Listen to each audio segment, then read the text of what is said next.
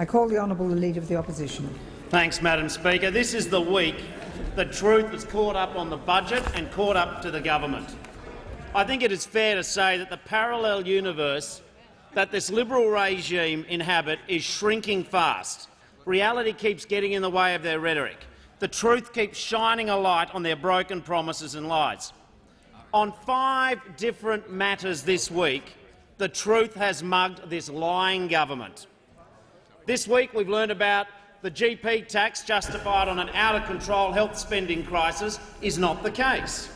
We've learnt this week that universities will see the fees increase in a manner which will discourage many students from studying. We've discovered that the government has been systematically engaged in a willful conspiracy to destroy the renewable energy industry in this country. Fourthly, we've seen that when it comes to keeping promises on building submarines in Adelaide, this government cannot lie straight in bed. And furthermore, fifthly, we've seen warnings from the banking sector of Australia that this government has gone too far in deregulating consumer protection. As I have said, there are 5 matters this week where the truth has uncomfortably reared its unwelcome head in the government considerations. The GP tax, which is an attack on the sick and the vulnerable, has been justified on out-of-control health spending. Now, first of all, the government has said that the GP tax is because we have an unsustainable health spending system, yet they propose to use the money from it to go into a future fund for medical research, and none of that money will go back to deal with the health spending crisis that they allege that they exist. This is a government who is addicted to scaring Australians and inventing false crises to justify unfair tactics. But the Australian Institute of Health and Welfare has blown a big hole in the logic and the rationalisations of the government. Health spending is at its lowest in 30 years by the federal government. 30 years, the lowest. How on earth can you justify taxing the sick and the poor and the vulnerable and at the same time do it on a rationale which does not exist? In fact, we have discovered this week that Australians are spending more in their own health care than Medicare is, and yet this is a government which wants to transfer more of the burden onto ordinary Australians. AMA President Brian Owler has belled the cat. He says that this research makes a mockery of the fact that the government has been claiming healthcare expenditure is out of control. He goes on to say it simply and purely and unequivocally on behalf of the patients of Australia. There is no justification for a GP payment, GP co-payment. Look at those government members opposite. Their heads are bowed. They're not arguing back. They know the truth when they hear it. But there is a second truth this week which has embarrassed the government. Education is essential to our future.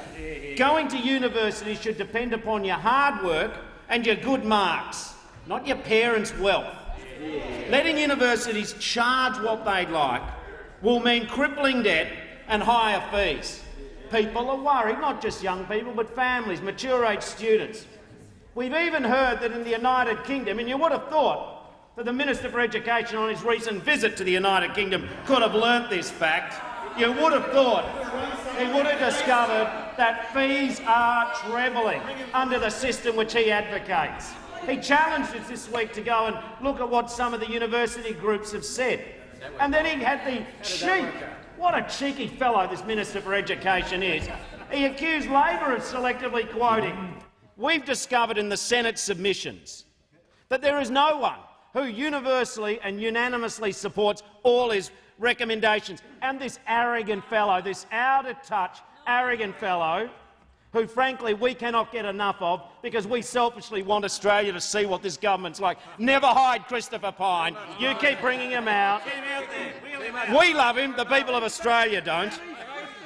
But what we discovered this week is that the University of Western Australia has said that medical degrees are $100,000. Medical degrees, $100,000. Fantastic, Christopher Pyne. The worst Minister for Education is introducing the highest fees we've ever seen in Australian education history. You can put that on your tombstone.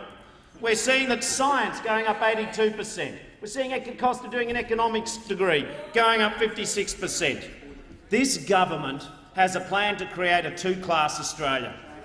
And they cynically and every time keep arguing that the people who haven't been to university should be presented a bunch of flowers by the people who've gone to university.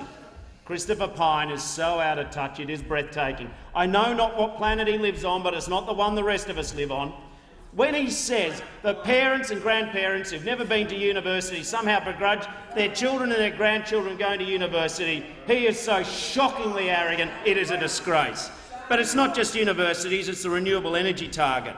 We've seen this week this government do everything they can to continue to destroy an industry. Now, let me quote John Hewson, Tony Abbott's former boss.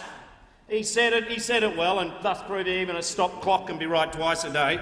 John Hewson has said, "You're asking people to make long-term investments, and then you change the policy in the middle of that, and you reduce the value of those investments." Not a big, be careful, he even says more, member for Corangamite. And then he then goes on to say, Hewson, former Liberal leader, Abbott, boss, "This is a government that says it's open for business." Mr Hewson says, for Christ's sake, what business are you open for? It's certainly not renewable energy. Then, of course, we've got the broken promises on submarines.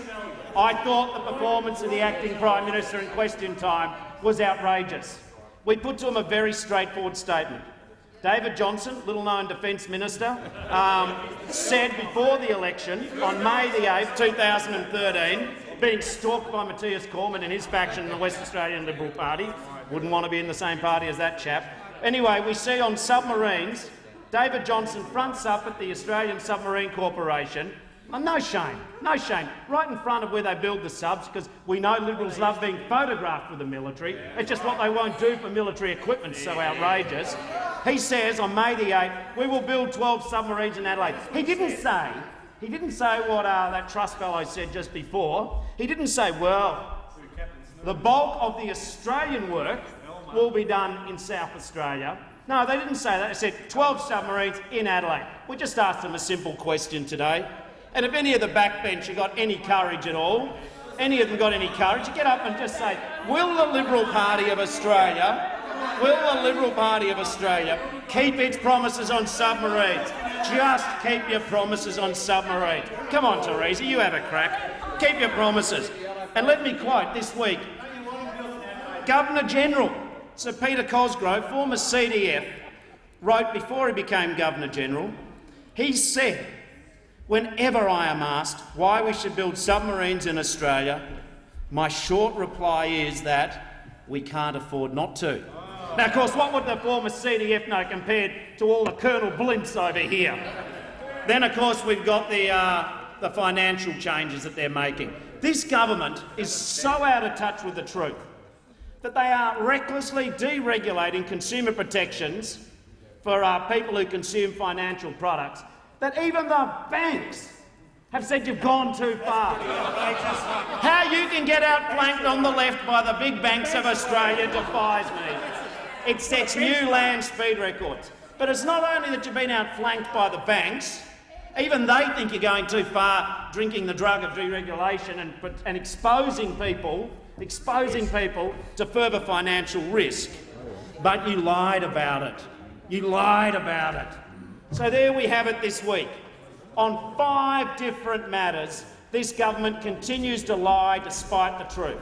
Doesn't matter if it's jobs in renewable energy, doesn't matter if it's jobs in submarines, doesn't matter if it's out-of-control health spending, a confected crisis where they scare Australians to justify their rotten GP tax. Doesn't matter if they want to make it harder for working-class kids or kids from the bush. Wasn't that a classic answer from the Leader of the Nationals? His own party has said it's a bad idea. And of course, the Liberal Party got their hands so far up that chap's back that he doesn't even remember the bush anymore. And of course, we got the financial protections. But what I saw today, what I saw in the last couple of days, is the AI group, the Australian Industry Group, Innes Willox, even spelled out the lies of this government. Remember they did the dirty deal with the Palmer United Party to wreck the retirement savings of millions of Australians? Well, even Innes Willox said, we don't expect the wage rises to completely equal the postponement of the superannuation guarantee. This mob promised real solutions. All they are is part of the real problem of Australia.